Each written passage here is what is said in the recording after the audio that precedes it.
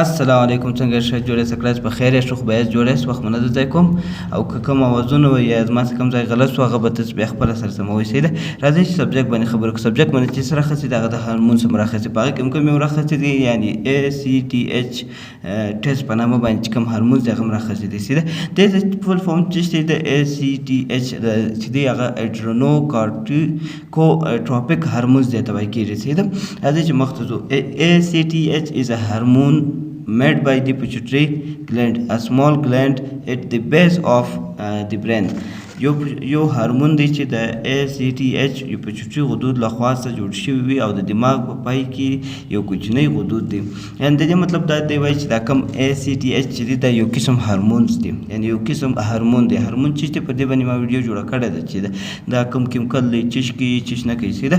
نو دی وایي دا یو قسم هارمونز دی. څوک یې جوړوي؟ پچوټري ګلینډ جوړوي. پچوټري ګلینډ بیا زموږ په دماغ کې یو کوچنی هایپوتلاموس اکروینس دی، داسې یو کښته کوچنی داسې غدود دی، د هغه څخه هغه جوړوي. دی وایي دا د دماغ بیس دی، یعنې کوچنی بیس په ځای دی. راځئ چې مقصد ګورو چې د فنکشن څه دی او د کار څه کوي. صحیح ده. ACTH is control the production of another hormone called cortisol. دا د بل هارمون تولید یعنی ACTH کنټرولوي چې د کارټیزول نومیږي. یعنې د دې جملې مطلب دا دی وایي چې دا کوم ACTH چې دی دا کنټرولوي، نور هارمونز هم کنټرولوي، یوازې دی نه کارټیزول نه، په یاد یې وساته نور هارمون هم. نو هغه زه پاکس کې درښکاره کوم، نوم یې نه اخلم. صحیح ده. نو دی وایي کارټیزول کنټرولوي. کارټیزول بیا چیز دی؟ سټروید هارمونز دی، یعنې سټروید کنټرولوي. هغه لکه څنګه زه په دا ویډیو کې درښکاره کوم. اول واري چې یو مسله پیښ شي نو هغه څه چم کېږي، دماغ ACTH یعنې پچوټري ګلینډ ته وایي چې ته ACTH تولید کړه، یعنې هغه ته چم وکړي ACTH تولید کړي. نو بیا دا ACTH ځي اډرینل ګلینډ ته. اډرینل ګلینډ ته چې ولاړی، کوم چې د پښتورګو پر سر باندې کوم ګلینډ دی، خدود چې دی، هغه ته ولاړ شي، نو هغه ته وایي چې ته کارټیزول تولید کړه. یا یو بل داسې هارمون دی چې هغه ته اډرینل ګلینډ سره تولیدېږي، نو هغه دی تولید کړي. هغه کله دی سټرس وي، یو بل داسې فشار پر سړي وي، نو هغه دپاره دا هارمون تولیدېږي. نو دا یو میکانیزم روان دی. صحیح ده.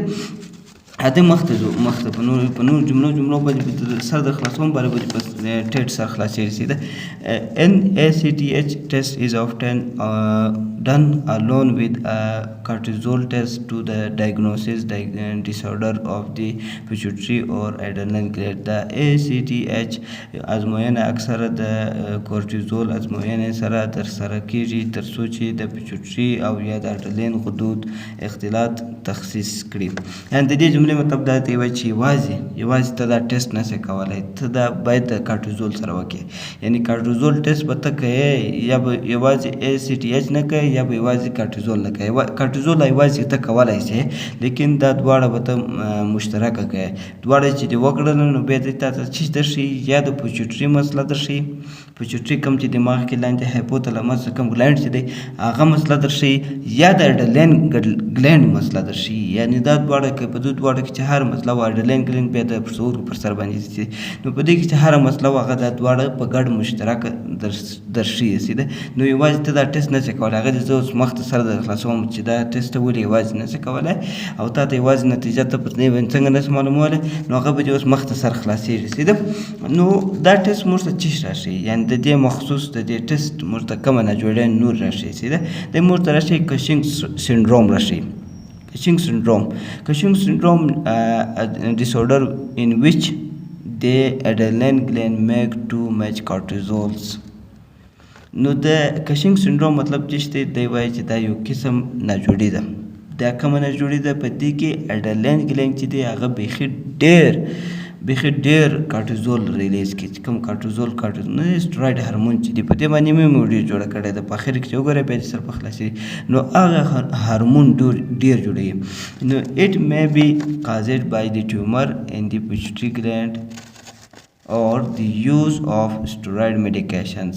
یعنې دی وایي دا نو څه علامات کېدای شي، څه وجه کېدای شي کشنګ سنډروم زیات راتلی شي؟ هغه دی پچوټري ټیومر مارکر کېدای شي، یعنی کوم چې غدود دي دا په دماغ کې چې دي کوم غدود چې دي د هغه مسله کېدای سي یا دی کوم سټراید چې دی هارمون ډېر استعمالوي یعنی سټراید دوا ډېر استعمالوي یعنی سټراید کوم ډرګس چې دی هغه د استعمالوي ډېر نو د هغه د وجې څخه دا کشنګ سنډروم چې ورته وایي دا پورته کېږي په دې کې دا د ملا کوم لوړ شولډر چې دی دا وپړسېږي وزن یې زیات سي نس یې داسې ریګولر معلومېږي پښې پړسېدلي نو دا حالات د کشنګ سنډروم وایي نو دا به داسې دی چې پیچوټري ګلینډ چې دی دا کم چې دی یا ټیومر کېدای سي یا بل داسې مسله کېدای سي د هغه د وجې څخه دا پورته کېږي یا ته سټراید ډېر استعمال کړي د هغه د وجې هم مولي دا سټراید استعمال ډېر خطرناک دی ډېر افیکټ کوي پر دې شیانو باندې چې ده کارټیزول باندې مخصوص پر کارټیزول باندې ډېر افیکټ کوي چې ده زه ګورو بل د کوم قسم ناجوړي موږ ته راشي بل راشي موږ ته کشنګ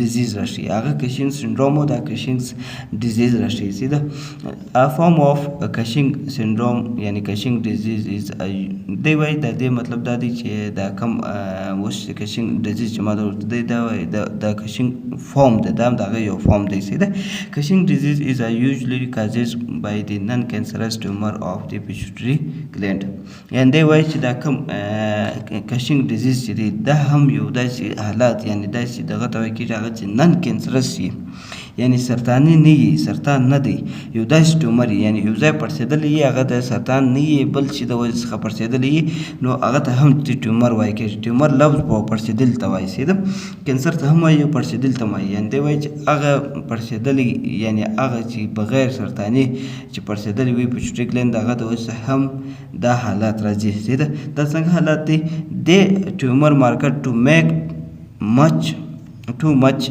acth یعنی دی وایي دا ټیومر به څه چمکي دا نن کینسرس ټیومر چې دا څه چمکي دا بیا acth زیات ریلیز کړي بیخي زیات ریلیز کړي نو د هغه په علامات کې بیا چې جوړېږي this causes the adrenal gland to make too much cortisol نو بره څه چمکېږي معلوم داره خبره ده چې ته acth زیات تولید شو نو کارټیزول هم ورسره زیات تولیدېږي نو دی خو زه بیا زیات هلته ډلین ګلینډ ته وایي نو هغه بیا زیات کارټیزول جوړېږي سیده راځئ چې مخکې ګورو چې دا په نورو کومو ناجوړیانو موږ ته راشي سیده نمبر څلورم اډیسن ډیزیز موږ ته راشي Addison disease a condition in which the adrenal gland doesn't make enough cortisol یعنی دی وایي دا کوم اډیسن داسې یو کنډیشن دی یو داسې حالات دی چې په دې کې اډرنل ګلینډ چې دی هغه انف یعنی هغه څونه ضرورت هارمون چې هغه نه جوړي یا اگر څه نه جوړي doesn't make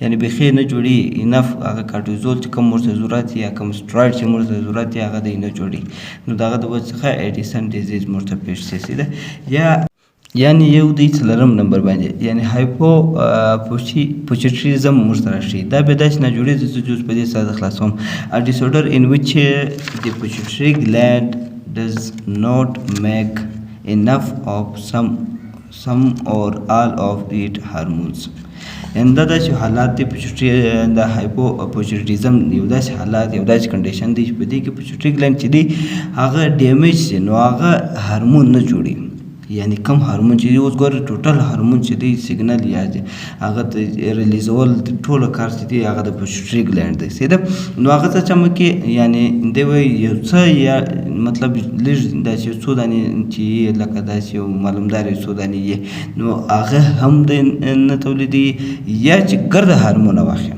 یعنی ګرد هارمون دی پوره نه تولیدوي یعنی داسې کې چې هغه کم تولیدوي نو د هغه د وجې څخه یو داسې کنډیشن پیښ شي چې هغه ته موږ وایو هایپوپیچوټریزم یعنی د جسم هارمون کم تولیدول یعنی پوره نه تولیدول یا د جسم ته کم هارمون چې ضرورت وي هغه ته نه هغه هارمون تولیدول هغه ته دا حالات پیښ دي نو په دا حالت کې هم د acth چې دی کښته کېږي سیده زه چې ګورو اوس د دې نارمل رینج شته د ده نارمل رینج چې دی هغه د acth چې نارمل رینج دی هغه د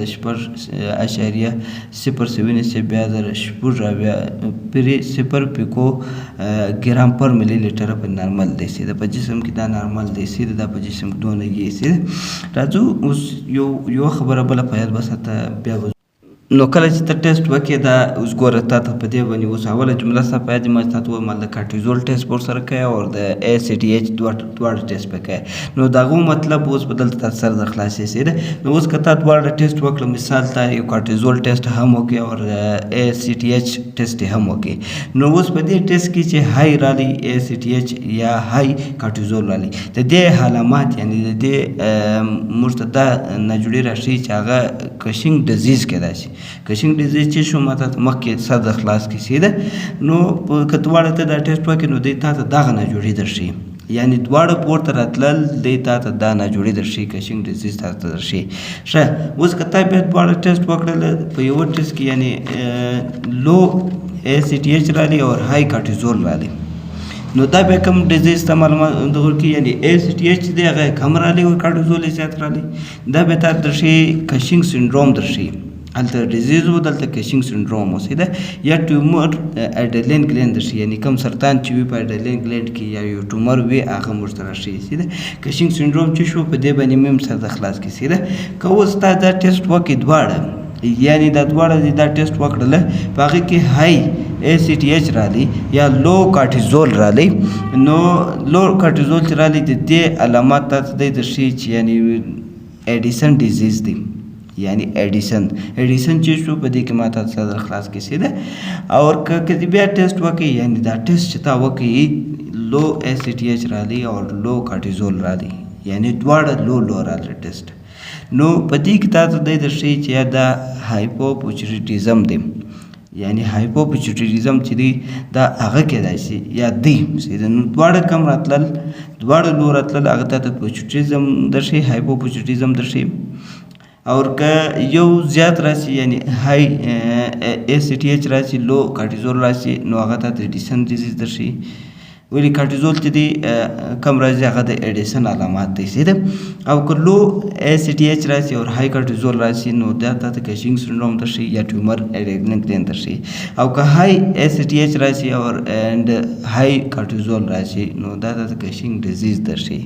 اوس سر خلاصو نو د دې راتلل دا ناجوړي نو دا کېدای شي. نو اوس سر خلاص د یو هارمونز دی چې دا ریګولیټري کارټیزول بیا کومې ناجوړي چې کارټیزول سره تعلقات لري هغه موږ ته راشي او نور دا چې کوم هارمون وي هغه کم هغه موږ ته راشي سي ده. په دې کې دوه نور هارمونز هم دي چې خالي اکثر شایم نور دغه نه ده شایم. راځئ چې ګورو د دې ټیسټ په چیش کې کېږي موږ سره به کم چیش را سره یو کوم سیرنج چیش باندې سي ده ستا سره به سیرم در سره یې سي ده سیرم به لازمن در سره یې سیرم په بل شي کې د کول هغه د بل شي علامات در ښکاره کوي او که د په وینه کې کوي هغه سیرم به ستا در لازمن در سره یو جل ټیوب به در سره یې جل هایپرینرشي چې وخو سیرم به باید در سره یې. او دا چې دی په کوبس 411 کې هم کېږي مینی ویډاس کې هم کېږي او در انالایزر یعنی په هر هارمون انالایزر کې چې دی د ده نوم په هغه کې کېږي سي ده. نو نور کوم داسې مشکلات نشته یا کوم کنفیوژن نشته چې زه تاته نور په ډیپ ووایم سي ده. کوم ویډیو خوښ شوي دی یو بل سره شیر کړئ کوشش کوئ چې بل ته فایده ورسوئ.